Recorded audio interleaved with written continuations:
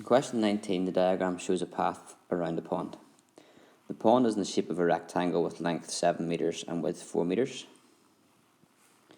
The path is 3 metres wide. Ali is going to cover the path with gravel. One bag of gravel will cover 10 metres squared of the path. How many bags of gravel does Ali need to buy? So we need to know the area of this path.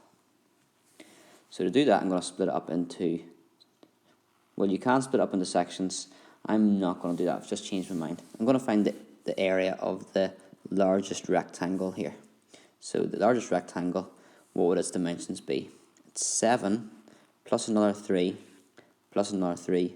It's 13 long. And how high is it? It's 4 plus another 3, which is 7, plus another 3, which is 10.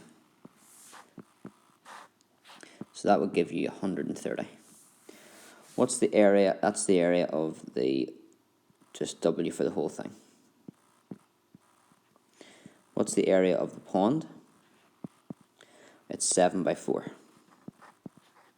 which is 28. If we take away 28 from 130, we will get the area of the path. Unfortunately, it's the same letter, so I'm going to use PA for path. The area of the path is 130 minus 28, which is 102. And that would be metres squared. Now, one bag will cover 10 metres squared. How many 10s go into that? 10. But there's a little bit left over. And you can't have a little bit of the path not covered.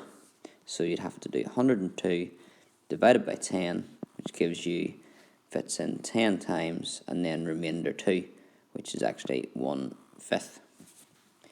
So how many bags would you need to buy? You'd need to buy 11 bags to make sure you've got it all covered.